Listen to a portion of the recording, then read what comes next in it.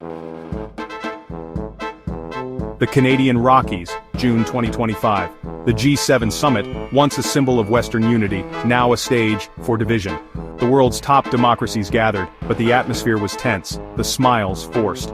President Trump arrived with aggressive new tariffs, turning allies into adversaries. Canadian Prime Minister Mark Carney, unexpectedly defiant, led the G6 in open resistance. The summit ended in silence. No joint statement, no handshake, just Carney alone at the podium. Trump left early, citing the Middle East crisis, but his real message was clear. America was going its own way. The G7 fractured before the world's eyes, the old order shaken. The handshake meant to seal unity instead marked the unraveling of decades-old alliances. The world watched, uncertain what would rise from the rubble. The spark? Tariffs, massive ones. Days before the summit, the US doubled tariffs on steel and aluminum and slapped a 25% tax on foreign cars. Allies like Canada, Germany, and Japan saw it as betrayal, not negotiation. Global supply chains were thrown into chaos. Jobs and prices everywhere were suddenly at risk. Trump called it America first, but to the G6, it was America alone. Even national security and the fentanyl crisis were invoked to justify the moves, baffling allies. The message, the era of predictable global trade, was over. The world economy was now a battlefield. In the chaos, Mark Carney made a stand. Offered a watered-down communique he refused to sign, Canada's first open break with the US in decades. Carney's no was a rallying cry for the G6, a rejection of false unity.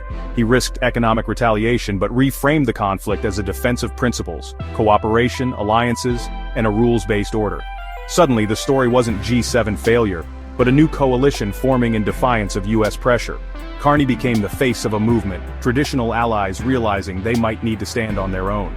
The bold no was a beginning, not an end. It marked the start of a new era in global politics. The world's quietest leader had become its loudest voice for resistance. The G6 was ready to push back. Carney's stand unleashed a wave of action. The EU moved fast, creating a massive fund for Ukraine, bypassing US control and signaling new European leadership.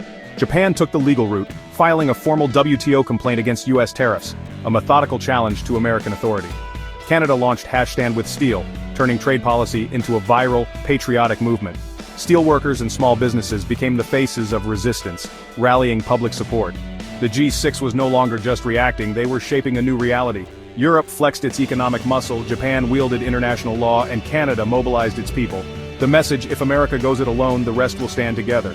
The Allies' multi-front counterattack showed resolve and creativity. The world order was shifting and the G6 was ready to lead. Washington was no longer the only game in town. This isn't just politics, it's your daily life. Tariffs are taxes on imports. When the US taxes foreign cars, prices rise for everyone. That new car, thousands more. Steel tariffs? Everything from houses to beer cans gets pricier. Supply chains break down, jobs are lost on both sides of the border. Canada's retaliatory tariffs and Buy Canadian policies help some, but hurt others, especially American workers. Trade wars create winners and losers, pitting neighbors against each other. Beyond wallets, global instability grows. The old system kept peace and prosperity. Now, uncertainty reigns. Businesses stop investing, economies slow, and cooperation on big issues, like climate change, becomes harder. The G7 fracture isn't just a headline, it's a tremor shaking the foundation of our world. The choices made in those mountain halls will ripple into your home, your job, your future. The world is less predictable and more expensive. The stakes are real and they're personal. What happens next affects us all. The G7 is broken. The world map of alliances is being redrawn. Will Trump double down, risking a global recession? Or will the G6's united front force a change? Canada's retaliatory tariffs loom. The world waits. Is this a temporary rift or a permanent split? With the West fractured, new powers like China may step in. New alliances could rise. The big question, do we build walls and tariffs or bridges and cooperation? The G7 drama has forced us all to choose. The debate is happening everywhere, from parliaments to dinner tables. What comes next? The answer will shape our world for generations.